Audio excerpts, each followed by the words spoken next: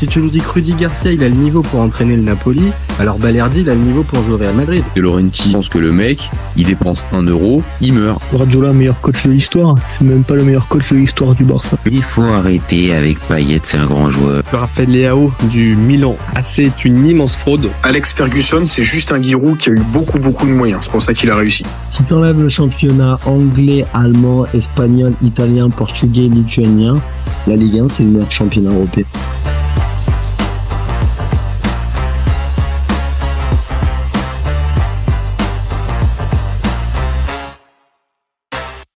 Salut à tous! Super content de vous retrouver pour un nouveau débat du FC Copain. Alors, aujourd'hui, pour m'accompagner, je suis avec Reda. Salut mon copain. Salut les gars. Bon, aujourd'hui, tiens, c'est bizarre, hein. Encore une fois, on se faisait la réflexion en off, encore un débat Maroc, et bizarrement, Reda apparaît comme par magie. Quand c'est le Maroc, on est obligé de répondre présent. Bah bon. Et puis là, je pense que c'est un sujet à la fois qui va intéresser les supporters de l'équipe nationale marocaine, mais qui peut aussi intéresser des supporters de l'équipe de France. Et ouais, on va vite rentrer dans le vif du sujet, parce qu'on va se poser la question ensemble de savoir si Ayoub Boadi, il a fait le bon choix en optant pour le Maroc. Si c'est pas encore officiel, ça devrait tomber dans les prochaines heures. Et on va se poser aussi la question de savoir s'il aurait dû continuer avec l'équipe de France, avec qui il avait commencé toutes les sélections de jeunes. Alors, je sais que tu as une sensibilité marocaine, mon copain, donc je sais que cette question-là, je connais un peu la réponse, mais dis-moi, vraiment, on va dire très honnêtement, pour toi, il fait le bon choix, Boadi, en optant pour le Maroc plutôt que la France? Bah, en vrai, comme tu as dit, il y a un peu le côté marocain qui va parler. Je suis obligé de dire oui. On sait que là, ces derniers mois, voire même ces dernières années depuis la Coupe du Monde, ça fait partie des gros dossiers binationaux que le Maroc a sur le feu. Après le dossier Brahim Diaz, je crois, c'est le plus gros dossier de binational qu'on a dû gérer.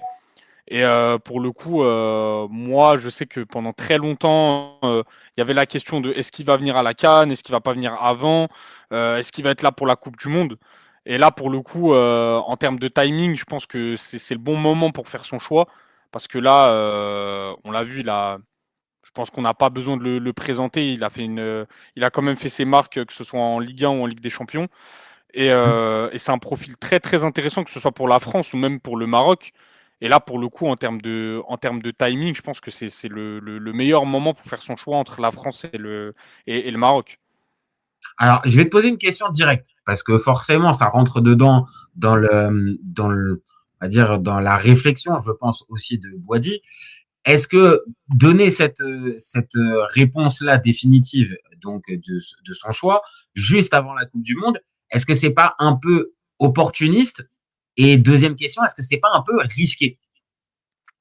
Bah, en soi, opportuniste, c'est un peu le son de cloche qui résonne côté marocain pour certaines personnes, parce que on se dit, bah, le mec, il n'a pas forcément participé au qualif de Coupe du Monde. On sait que Clairement. pendant très longtemps, il y avait eu des doutes sur sa présence ou pas à la CAN. Au final, il n'y était pas pour vraiment prendre le temps de réfléchir.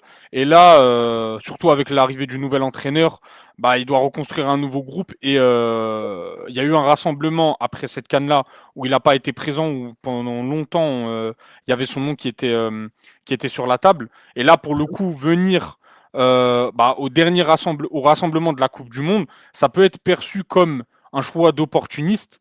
Mais d'un autre côté, je me dis, bah, pour le coup, tu as une grosse échéance et tu restes quand même un profil très très important et qui peut peser très lourd dans la balance, que ce soit côté marocain ou même français. Et pour son âge aussi, je pense que c'est important d'être présent pour une grosse compétition comme ça, parce que au-delà de son niveau intrinsèque, côté expérience, bah, jouer une Coupe du Monde, c'est quelque chose. Ah Que ce bah soit avec oui, la France ou avec le Maroc. c'est ça. Maintenant, moi, ma question, elle va plus, on va dire, logiquement, c'est-à-dire, dans la configuration actuelle, est-ce qu'il n'a pas plus de chances de pouvoir disputer le mondial avec le Maroc qu'avec la France? En fait, elle est là un peu la question. Et alors, on va dire peut-être qu'il y a moins de concurrence au Maroc qu'en France, et encore que, on Attention, ouais. va voir, parce qu'il y a aussi des profils qui ont émergé ces derniers mois du côté marocain. Alors que du côté français, on connaît en plus un peu la frilosité de Deschamps sur l'idée d'incorporer des jeunes joueurs. Bon, il savait un peu que la porte allait être un peu fermée côté français pour disputer cette Coupe du Monde, hein, je parle juste pour ça.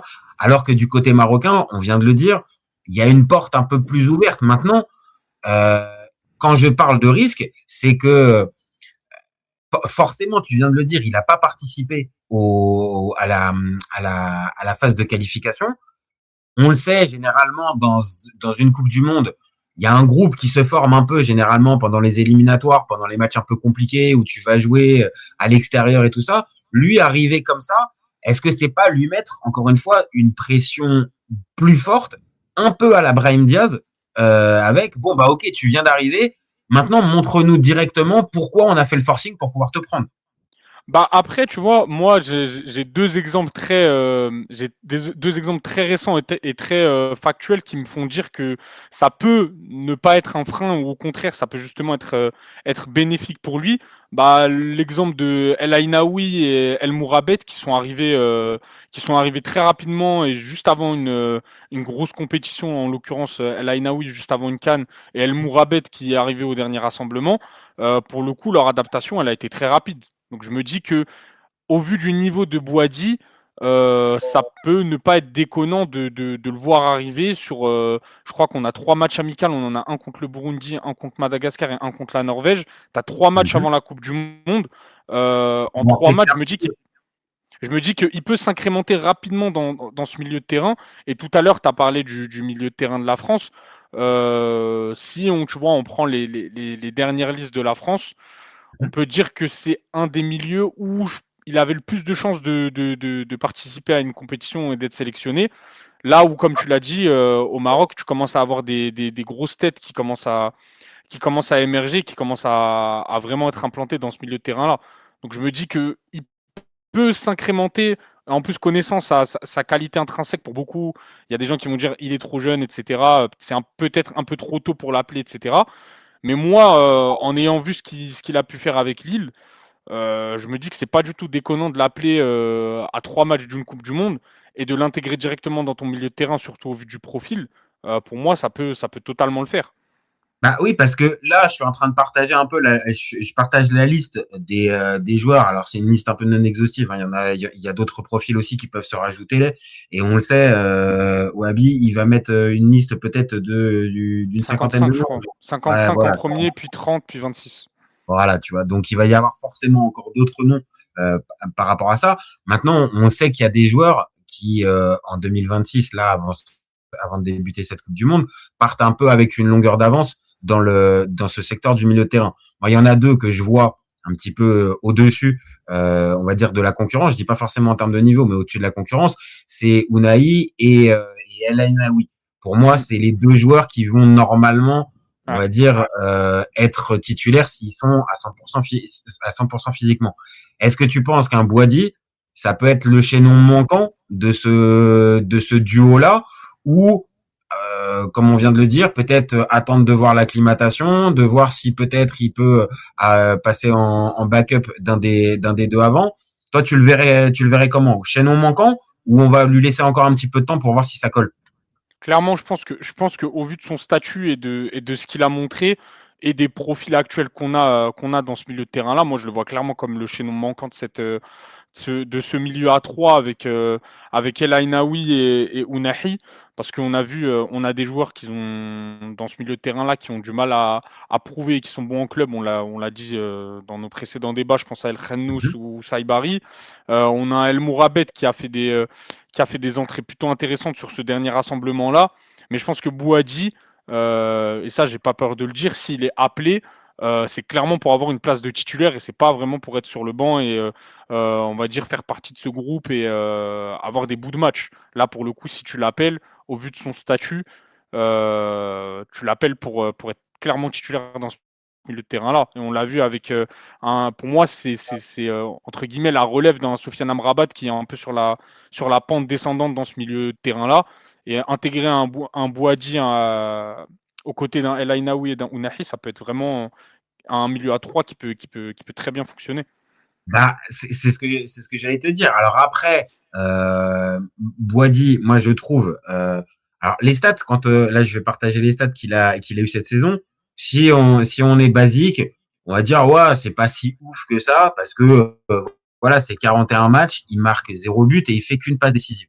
Donc on peut regarder ça comme ça en se disant bon bah c'est pas un joueur qui, en tout cas offensivement, Stats beaucoup. dénote. Maintenant, c'est une réalité. Je regarde pas tous les matchs de Lille, mais j'en ai vu pas mal cette saison. C'est un gars qui te change véritablement ton milieu de terrain. Moi, j'ai entendu un Benjamin André parler de lui. Donc, Benjamin André, on le connaît, c'est un gars qui, ça fait au moins plus de 10 ans qu'il est en Ligue 1. Il doit pas être très très loin des 500 matchs de Ligue 1. Et il dit, c'est le genre de joueur qu'on adore parce que il est très à l'écoute, il progresse et il est toujours à la recherche justement de s'améliorer et de progresser. Il a, en plus, quand on regarde un peu le parcours, il a un côté un petit peu surdoué, c'est-à-dire que il gagne un concours d'éloquence, il a le bac à 16 ans. Non, mais c'est une réalité, tu vois. Il Ouais. est, Ça en dit long sur le joueur, sur sa mentalité. En fait, il y a quelque chose qui me semble, on va dire, le Scolaire. porter vers, on va dire, les sommets. Donc maintenant, après, ça reste encore un jeune joueur, bien évidemment, faudra voir. Mais sur la progression et sur ce que j'ai pu voir, ouais, c'est un joueur vraiment très intéressant et qui demande vraiment encore à progresser. Et à cet âge-là, on le sait, tu connais le football aussi bien que moi, il y a des joueurs qui, à cet âge-là, commencent à arriver un peu en mode c'est bon, en gros. J'ai acquis une certaine maturité. Ça fait ma 3e saison que je joue en Ligue 1 et lui, il semble différent en fait là-dedans. Et toujours à la recherche de progresser.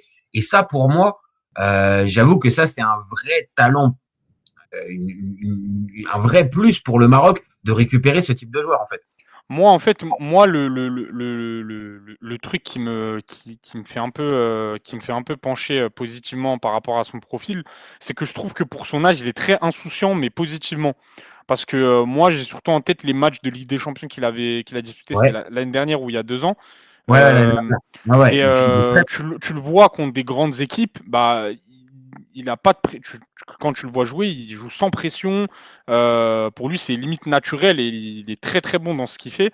Et je me dis que bah, le voir jouer, arriver dans ces conditions-là et jouer une Coupe du Monde en première compétition officielle avec en sélection, bah pour moi, je me dis ça peut ne pas lui faire peur et qu'il soit autant à l'aise que contre le Real, contre des grosses équipes européennes. Donc moi, tu vois, ça aussi, ça me fait pencher, ça fait pencher dans la balance. Ah non, mais ça c'est sûr, c'est que non seulement en Ligue 1, je suis pas loin de te dire que ça commence à devenir une valeur sûre de Ligue 1, alors qu'on parle on parle quand même encore d'un très jeune joueur. Et qui est courtisé Et par des de gros l'autre, clubs, surtout. tu vois, qui est pisté par des gros clubs. La vraie question, c'est est-ce qu'il restera à Lille à la fin de la saison? Possible que s'il y ait une 3e place et donc qualification pour la Ligue des Champions, peut-être qu'il pourrait rester. Mais maintenant, de l'autre, on vient de le dire, s'il est pris avec le Maroc pour la Coupe du Monde et qu'il vient faire des matchs intéressants, pas sûr que Lille soit en capacité de pouvoir le garder. Maintenant, moi, j'insiste dessus, ça reste un joueur réfléchi. Donc, est-ce qu'il voudra partir aussi vite comme ça, ouais. sans avoir forcément les garanties, je sais pas. Et il y a un autre truc aussi que j'ai vu. Alors, j'ai pas récupéré ça dans les stats, mais je les ai vus, les stats. En fait, il y a une progression en termes de passes clés et de passes dans le dernier tiers. Et là où, on va dire, quand il est arrivé, peut-être que c'était logique, il était encore un jeune joueur, peut-être encore un peu timide. Là, je trouve il fait de plus en plus de passes qui cassent les lignes. Il fait de plus en plus il prend de plus en plus de liberté dans ce milieu de terrain. Et il est capable, oui, d'être à la récupération et à l'avant-dernière passe. Là où il faut qu'il progresse, on vient de le dire, c'est sur les stats purs, donc les buts, les passes décisives, mais dans toute l'activité du milieu de terrain, les stats le confirment. C'est un vrai joueur qui est intéressant en fait et qui progresse. Ouais, pour le coup, bah ça, c'est surtout avec l'âge. Je pense que quand tu prends maturité, quand tu Et quand tu prends l'habitude de jouer dans le même milieu de terrain avec Lille, avec le temps, tu débloques certains automatismes, tu as plus de facilité à aller vers le but.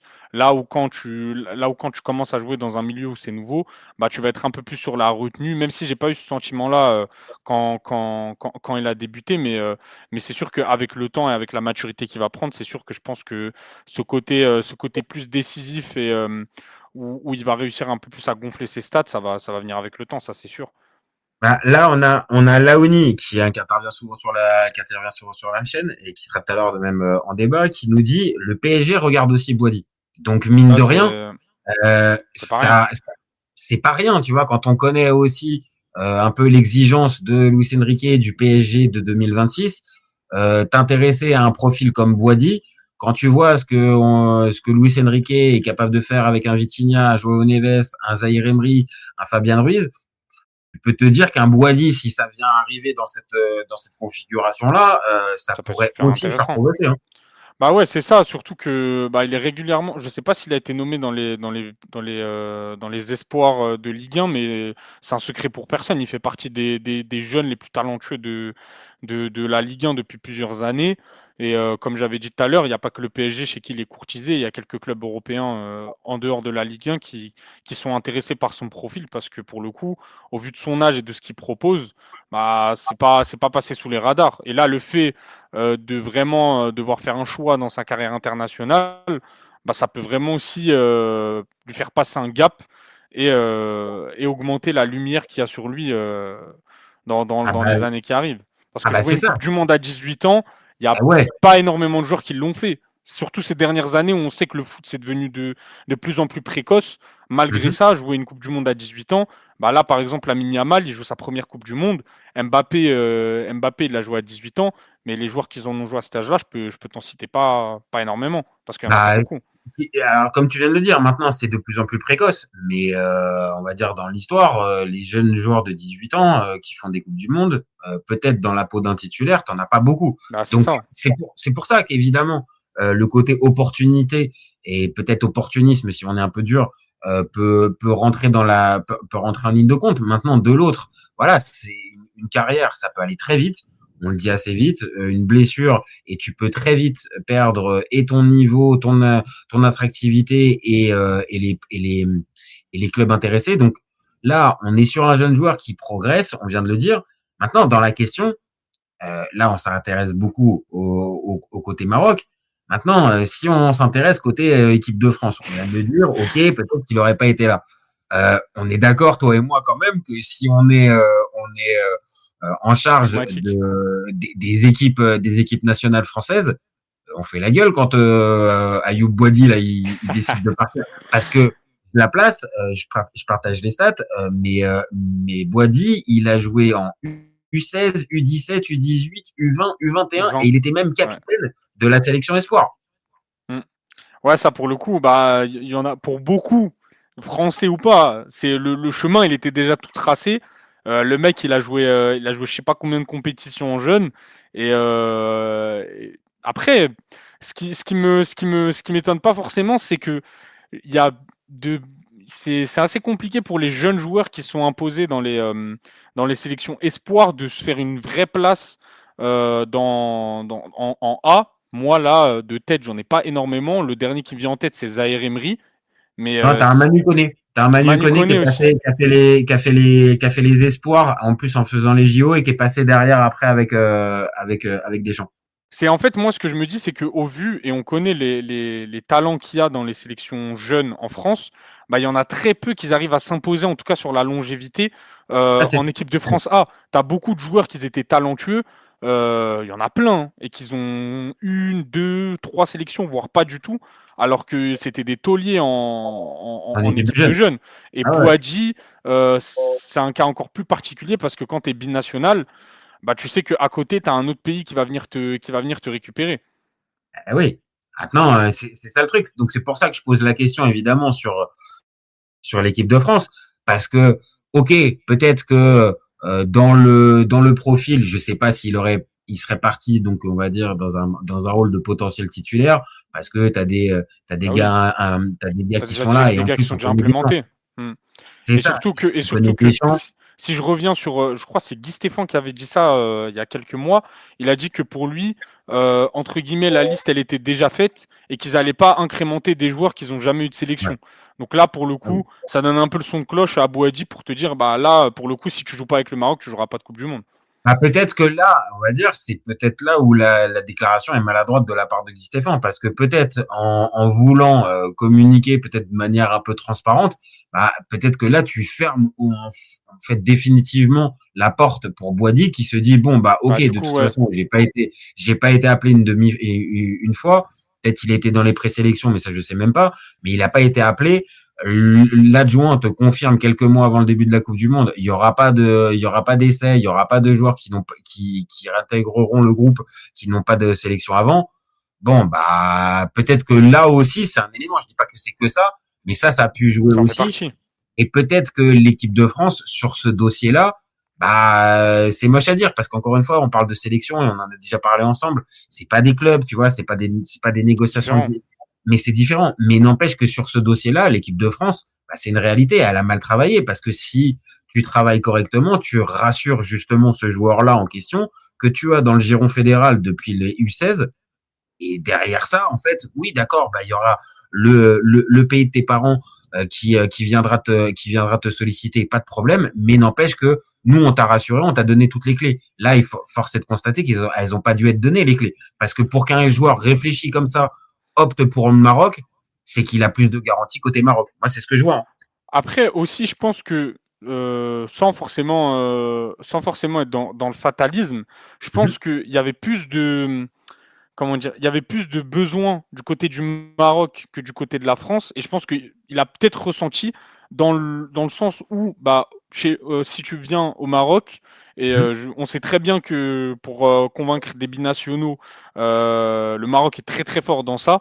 T'as une place entre guillemets de titulaire qui va se libérer, là où en France, bah c'était pas vraiment les mêmes échos, où c'était plus bah va falloir que tu te battes pour gagner ta place, surtout qu'au milieu de terrain, malgré le fait que tu vois ce soit pas le meilleur milieu de terrain que de l'histoire de l'équipe de France, bah t'as quand même des gros prospects, t'as des joueurs qui arrivent, t'as des joueurs qui sont déjà bien implémentés, et on connaît la philosophie de Deschamps où c'est très compliqué de bousculer la hiérarchie. Et là, pour le coup, c'est un peu le message que tu renvoies. Et pour le coup, bah, moi, je suis à la place de Bouhaddi, en essayant d'être le plus impartial possible, bah, je vais choisir le Maroc. Ah, c'est ça, en fait. C'est que en étant, on va dire, le plus extérieur possible, même si je le sais, tu as ta casquette de supporter marocain, mais malgré ça, quand tu regardes, on va dire, en prenant de la distance, tu vois bien qu'il y a un endroit, je te dis, ça a mal été proposé, ça a mal été mis sur la table. Donc après, oui, on pourra toujours se dire, le maillot, c'est une histoire de cœur et tout ça, machin. Bon, ok, une fois qu'on a pas ça, mais il y a autre chose aussi. Il y a c'est exactement ça. Et c'est que là, dans un cas comme ça, bah oui, forcément, le Maroc qui a peut-être eu des cas similaires avec par exemple un Brahim Diaz qui est resté longtemps avec. Voilà, et il y en a plein qui sont passés par là ces derniers mois et ces dernières années. Bah, cette expérience, elle a fait aussi le truc. Et le dernier truc auquel je réagis, c'est que pour aller dans ton sens, peut-être que Bouhaddi, en fait, il s'est même dit, il a pris l'exemple de Zahir Emery, Euro 2024. Zahir Emery, 0 minute de temps de jeu. C'est ça. Donc, c'est au niveau de la hiérarchie. À la Coupe du Monde. Ok, très bien, il va partir aux States, il va peut-être aller faire 2-3 selfies, ça sera peut-être sympa, ça sera cool pour lui. Mais par contre, on va dire sportivement, hormis la fameuse expérience du groupe, il va rien avoir. Ah ouais, là où peut-être que le Maroc va lui garantir ou lui offrir, en tout cas, il aura plus de chances déjà de jouer plus de minutes. Bah ouais, c'est ça. C'est ça. Donc on est plutôt d'accord. En étant extérieur, la France a mal bossé sur ce sujet. Maintenant, j'insiste dessus. Vraiment, pour toi, tu penses que dans le groupe, ça va pas poser de problème son arrivée juste là comme ça sur le gong. Ça va pas poser d'inimitié, de tout ça, non? Franchement, ça m'étonnerait parce que surtout aussi ce qu'on n'a pas dit et ce qui est important de préciser, c'est qu'on a un groupe qui est très jeune où tu as beaucoup de nouveaux joueurs qui ont été incrémentés là très, très récemment. Ouais. Tu as des Jessim Yassine, bah là tu vas avoir des joueurs aussi qui vont venir. Tu vas avoir Mama qui va arriver parce qu'il était blessé au dernier rassemblement. Tu as Issa Diop qui est venu le rassemblement d'avant. En fait, c'est des éléments qui sont là pour consolider ton 11. On est un peu dans le schéma de continuité comme a été Regragui après Vaïd et comme Wahbi va être après Regragui. Oui, Garde un noyau dur. Ah oui, garde c'est un ça, noyau l'idée. dur avec des joueurs qui sont importants avec tes cadres et tu vas incrémenter des joueurs petit à petit au fur et à mesure. Ça a été le cas avec Brahim Diaz. Ça aurait pu être le cas avec Lamine Yamal si le dossier il avait été jusqu'au bout. Mais tu as des joueurs binationaux qui arrivent et qui s'incrémentent facilement au collectif. Tu t'imagines si Lamine Yamal, il avait pris oh là là. Je préfère pas. Tu sais que franchement, c'est un des plus gros échecs Ah oui. Surtout quand tu vois ce qui se passe en ce moment. Là, récemment, il y a eu des histoires de chants racistes, etc. En Espagne, tu te dis putain. Et il y a eu une déclaration d'Hakimi sur ça, hein, qui disait justement, parce que Hakimi, c'est un peu le symbole des binationaux, parce que le mec, il a une garantie de jouer tous les jours avec l'Espagne, et le mec, il choisit la sélection marocaine à 19 ans, et il dit, bah à leurs yeux, tu seras jamais un Espagnol, tu seras toujours un Marocain. Et tu te dis, putain, si on avait fait le coup de Lamine Yamal. Bah là, forcément. Et on l'a dit, ok, ils ont été très performants sur tout performants. C'est le seul vrai échec qu'on a sur les binationaux. Et on a des dossiers qui ont été très durs à négocier. Je pense au dossier Talbi, je pense au dossier Bounida aussi, qui a pas fait beaucoup de bruit, mais tu viens de te faire une vraie pioche parce que c'était un des plus gros espoirs du football belge, et tu viens de le recruter dans le plus grand des calmes, même si on connaît son attachement. Ça bosse bien, hein, ça bosse très très bien côté binationaux. On est quasi sur un sans faute. Si tu enlèves Lamine Yamal, tous les binationaux qu'on a fait, on les a pris avec nous. Et là, pour le coup, Boadi, c'est le dernier gros dossier qu'on a actuellement sur la table. Et si ça se fait, c'est que on va dire, tu as bloqué ton milieu de terrain pour les 5-10 prochaines années. Parce que là, on a El Ainaoui qui a, je crois qu'il y a 22 si je dis pas de bêtises. Tu as El Mourabet, tu vas prendre Boadi, tu as un milieu de terrain qui est super jeune et qui peut être vraiment, qui est très talentueux. Et là, en plus, à la différence de peut-être si ça avait été avec Regragui, là, tu as peut-être plus de chances d'avoir le sélectionneur qui va faire confiance aux plus jeunes joueurs, à la différence d'un Regragui qui avait toujours tendance à rester un petit peu sur des acquis, sur de l'expérience et des joueurs un petit peu plus confirmés. Alors, c'est deux salles, deux ambiances, mais n'empêche que évidemment, Wahbi, il était là avec les plus, avec c'est quoi, les plus jeunes. Il la connaît les U20, il connaît la génération U20. Voilà. On a une génération U23, bon là qui pour la plupart sont A, qui a remporté la CAN. Là pour le coup, t'as des jeunes joueurs, t'as un vivier incroyable. Et justement, c'est ce qu'on reprochait à Regragui. On disait le mec il garde ses cadres. Il joue avec des Nessiri qui ont 33 ans et qui a même pas 30 piges et qui est parti s'isoler dans le golf. Tu joues avec des pépés sur le terrain. Là, pour le coup, Wahbi, on l'a vu sur les 2 premiers matchs qu'il a fait. Il n'est pas du tout dans le même leitmotiv. Pour lui, il veut intégrer des jeunes et justement apporter ce 109. Et justement, pour lui, l'âge, c'est pas un argument. Quand tu le vois faire jouer des Jessim Yassine, des El Mourabet qui ont à peine 20 ans et qui doivent encore prouver, parce qu'ils n'ont pas encore prouvé dans leur club respectif, même si El Mourabet est un peu plus que Jessim, mais ça reste quand même des joueurs qui ont un talent exceptionnel. Ah non, mais c'est clair. Vu le vivier que tu as, ça serait dommage de terminer là encore une fois avec des Amrabat et des Massina derrière. Hein. Là pour le coup, tu le sais, tu le vois, tu l'as vu et il a bien insisté, que ce soit dans sa communication, dans ses choix, ça sera que au mérite.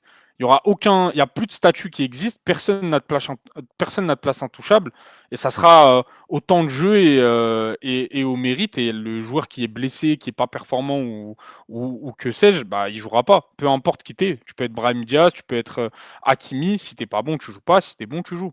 Et c'est ce qu'on demandait finalement.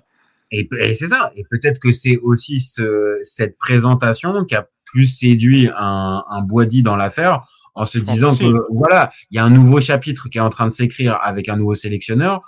Donc voilà, maintenant ce fameux nouveau chapitre, il aurait pu aussi arriver pour les Bleus, parce que dans quelques mois, C'est ce que je me dis. Je me dis que peut-être, et je pense que je sais pas si la fédération française elle a communiqué ou elle a assez appuyé sur cet argument-là, mais ça aurait vraiment pu pencher dans la balance de dire, oui. bah c'est la fin d'une ère. Tu vas probablement prendre Zidane derrière qui a une mentalité totalement différente de Deschamps. Bah tu peux avoir une pièce à jouer. Et là pour le coup, c'est ce que je trouve bizarre de me dire quand même qu'ils ont pas insisté sur ça, parce que Deschamps on connaît sa mentalité, sa philosophie. Là tu repars avec un nouveau coach, qui dit nouveau coach dit nouvelles idées, et pour le coup tu aurais clairement pu prétendre à une place dans le 11. Eh oui, ça pouvait coller, parce que là autant tu me dis Deschamps il continue les 2 prochaines années, je te dis bon bah d'accord, OK, Boadi, il a vu le fonctionnement, on l'a décrit tout à l'heure.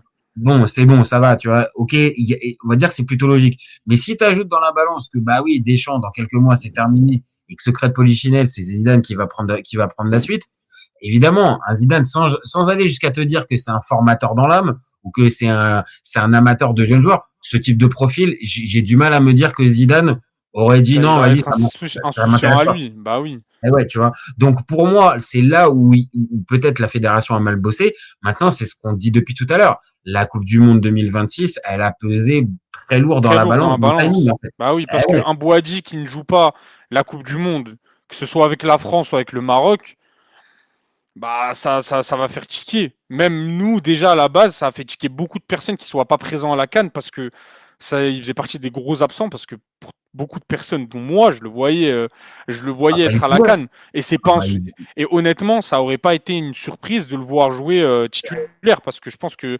si le coup Boadi serait fait avant la CAN, bah avec Regragui, ça aurait pas été déconnant de le voir dans le 11. Ah oui, c'est ça. Maintenant, au vu de son statut. Est-ce qu'il l'aurait mis assez rapidement, un peu comme il l'a fait avec El Ainaoui, ou est-ce qu'il aurait été un peu plus frileux?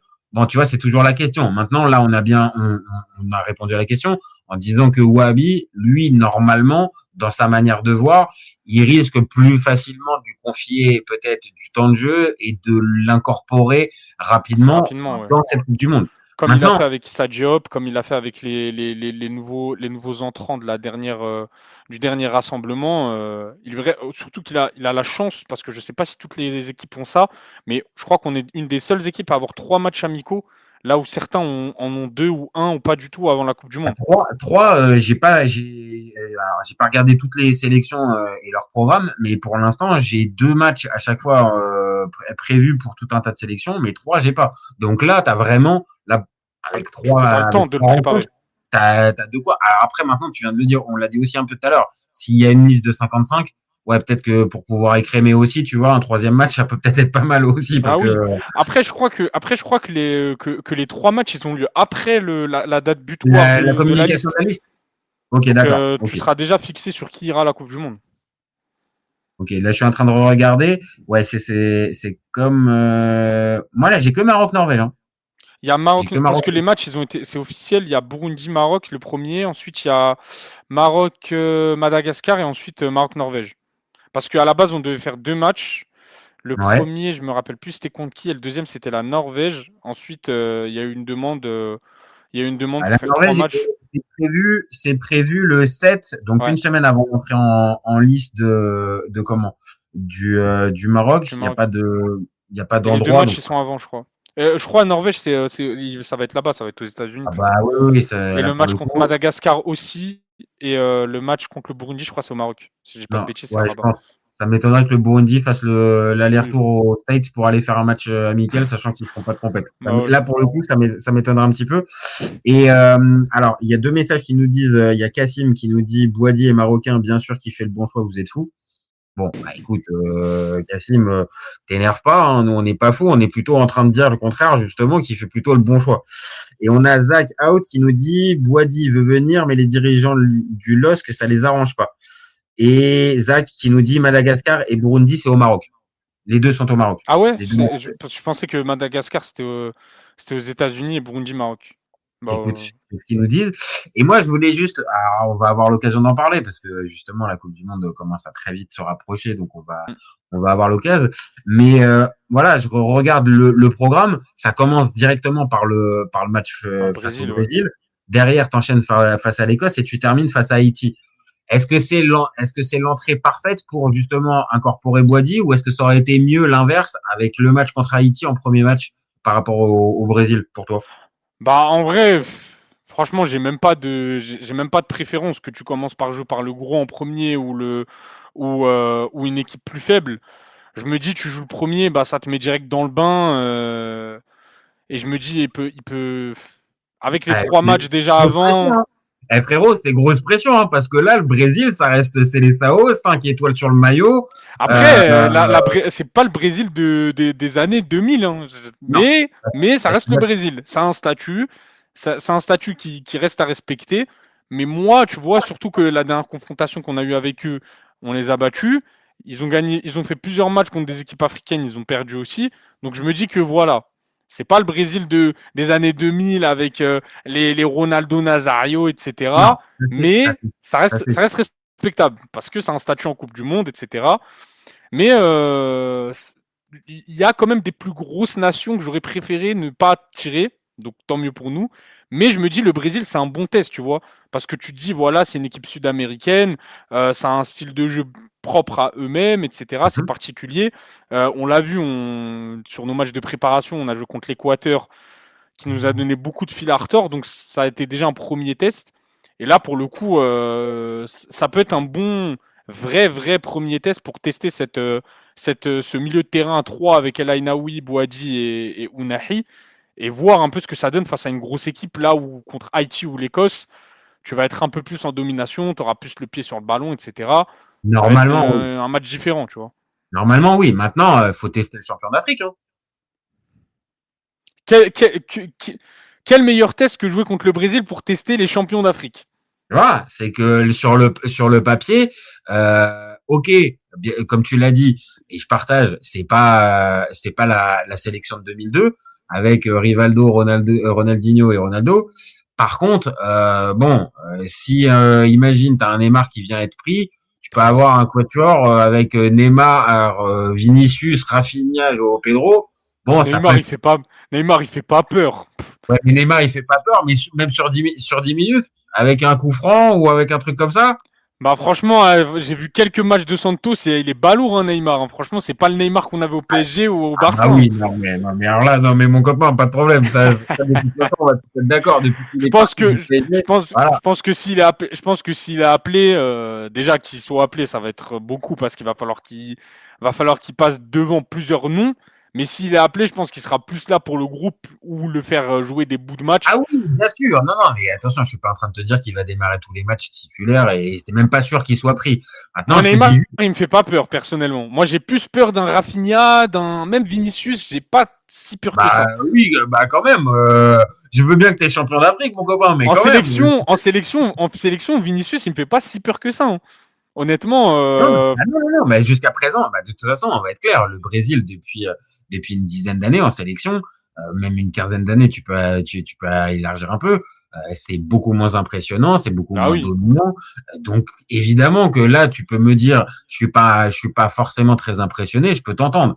Maintenant, voilà, la qualité intrinsèque du milieu, enfin de l'attaque, bon, t'as quand même de la qualité. Alors là, on nous dit que pour Salvador, il y avait Salvador apparemment qui ont annulé car ça coûte cher à la Fédé salvadorienne. Oui, voilà, c'était Salvador. Parce qu'en fait, l'idée c'était d'avoir un match contre une équipe européenne et justement un match contre une équipe sud-africaine pour préparer le match contre l'Écosse et le match contre le Brésil, comme c'est des équipes qui se ressemblent beaucoup dans le style de jeu. Mais Salvador, ça a été annulé. J'avais oublié l'équipe. Alors, il y a Zach qui nous dit, si Boadi nous rejoint pour la Coupe du Monde, le milieu, alors ça va t'intéresser, le milieu devrait être Nil El Ainaoui, Boadi et El Khanous. Tu valides ou tu valides pas? Je crois que Zach Reda, il valide pas. El Khanous, il est bon en club, mais en sélection, c'est compliqué. C'est comme Saibari. Hein. Pour moi, le milieu indéboulonnable, si Boadi il est là, c'est Ounahi en 8, Boadi et El Ainaoui. Pour moi, nous, c'est Saibari. Il faut quand même une touche un peu plus offensive. Parce que Boadi, on l'a vu. Il n'y a aucun problème. C'est des joueurs qui peuvent être polyvalents, qui peuvent être dans toutes les zones du terrain, du milieu de terrain, et même, on va dire, dans le dernier tiers. Par contre, Ounahi, il aura plus de facilité peut-être dans ce fameux dernier tiers pour te faire la passe D, te Tu le faire la vois quand il la est pas passe, là. Quand la il est pas frappe. là, t'as du mal à aller vers l'avant quand Ounahi il est pas là dans le milieu de terrain. Ah oui. Même quand tu mets un El Khannous ou un Saibari. Moi, en tout cas, moi, franchement, je me focalise même pas sur les perfs en club. Hein. Parce que Saibari, là, il va pour être élu meilleur joueur d'Eredivisie, il n'y a pas de problème. El Khannous, il est bon avec Stuttgart. Mais en sélection, Ouais. c'est compliqué les deux. Hein. C'est compliqué. Il n'y a aucun match référence chez les deux. Hein. En tout cas en A. Hein. En U23 Ouais, mais peut-être, mais en attention, A. c'est-à-dire que eux, ils ont aussi, par contre, El Khanous en particulier, il a une plus grande légitimité. Il était là pour Oui, la bien CAN. sûr. Il est là depuis plus longtemps. Ses performances en club, elles sont bonnes, tu viens de le dire. Donc de l'autre, il peut postuler aussi logiquement à une place de titulaire. Bien sûr. Et comme on le dit, Boadi qui arrive, c'est difficile pour même un Wahabi, le sélectionneur, de dire ok, bon bah c'est bon, tu vas prendre la place d'un El Khanous qui depuis plusieurs mois progresse, avance. Ok, il lui manque ses matchs références peut-être avec la sélection, mais ça va être difficile aussi de lui faire passer le message. Bah, il y avait le même schéma avec l'arrivée de El Ainaoui et Amrabat. On disait, bah voilà, Amrabat, il fait partie des tauliers, c'est un cadre, etc. Pendant la Coupe du Monde, voilà, il nous a rendu beaucoup de services, etc. Nanana, même à la CAN en Côte d'Ivoire, Ouais. il a montré des choses intéressantes, mais c'est pas pour autant que El Ainaoui, bah, il n'a pas réussi à le sortir du 11 grâce à son acclimatation Express. express. Et Ah ça ouais, va être express. et honnêtement, je pense que ça va être le même débat pour Bouadji parce que pour moi, que ce soit un El Khannous, etc., le statut il importe plus maintenant. L'argument il Ouais. pouvait fonctionner quand il y avait Regragui, là maintenant ça marche plus. T'es bon et Bouadji, on connaît son niveau intrinsèque. Pour moi, il n'y a aucun monde où Bouadji ne peut pas prendre la place d'un El Khannous ou d'un Saibari au milieu de terrain. Et il y a une dernière chose que nous dit Zach qui est intéressante, qui nous dit, mais il faut pas oublier qu'on joue avec un 10 alors que Unai est un 8. Parce que Oui, ça mais joue un 4-2-3-1. Unahi, il a un profil 8-10 en fait. Il a un peu ce profil particulier. Et pour le coup, on a testé plusieurs joueurs dans cette position-là. On a testé El Khannous, où c'est un peu sa position préférentielle. Ouais. On a testé Saibari, qui est bon, qui a déjà joué plusieurs fois en 10 avec son club. Les gars, c'était pas bon. Hein. Franchement, c'était très décevant. Et pour l'instant, le meilleur joueur qu'on a eu à ce poste-là, de très très loin, c'est Unahi. Et on le voit quand il est là et quand il n'est pas là, c'est une équipe totalement différente parce que tu as du mal à te projeter, tu as du mal à lancer tes ailiers, les passes clés dans la dernière partie du terrain, tu n'arrives pas à les faire ou tu as du mal. Alors que quand Unahi il est là, bah, c'est totalement différent. Tu arrives mieux à jouer avec tes ailiers, même les passes clés, tu arrives à casser les dernières lignes et tu arrives à chercher les numéros 9.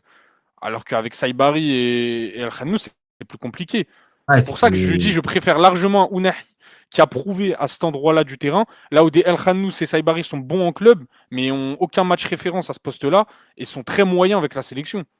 Sans cracher sur leur niveau intrinsèque. Hein. Je sais que c'est deux joueurs qui sont très très bons, mais avec la sélection marocaine, c'est des joueurs qui n'arrivent pas à casser ce plafond de verre. Après, c'est l'histoire aussi à certains moments de l'équipe nationale. Hein. Tu peux avoir des joueurs qui sont performants au club et qui arrivent on va dire, Bah à oui, sortir t'en le as plein.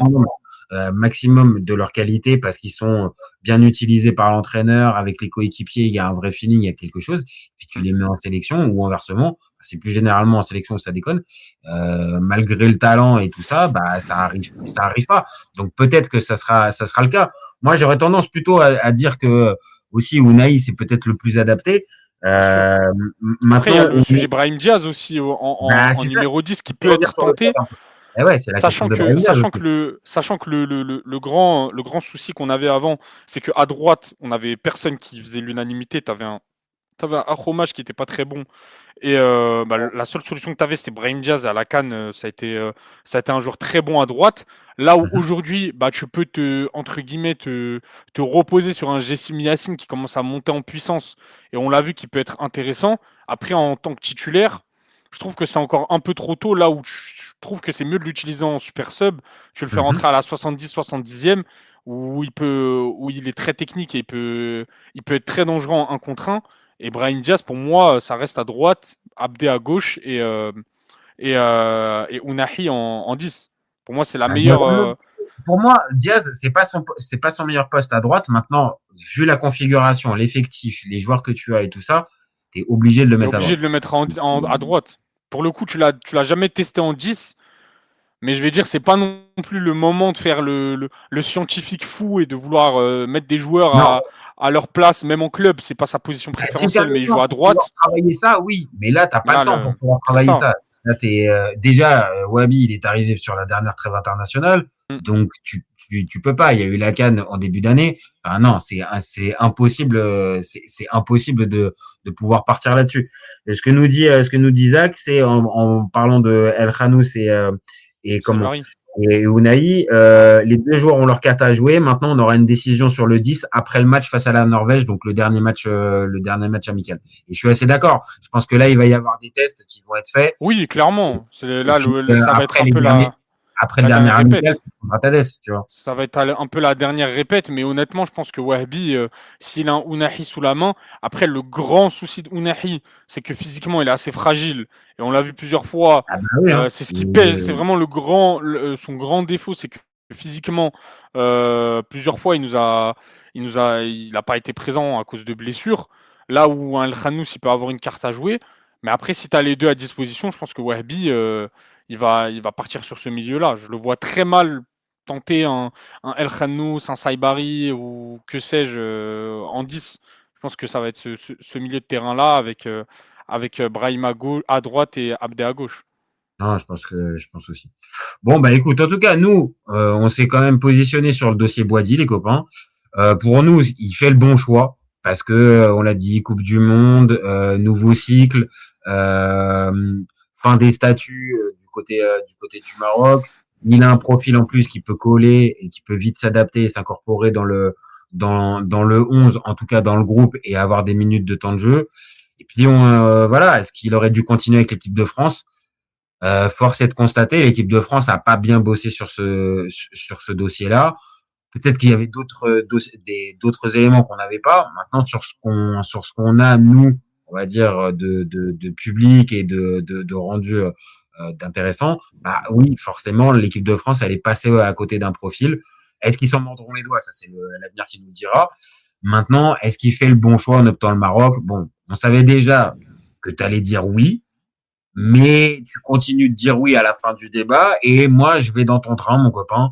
Oui, pour moi, il fait le bon choix en choisissant le Maroc. Ah, on va être d'accord. On est d'accord.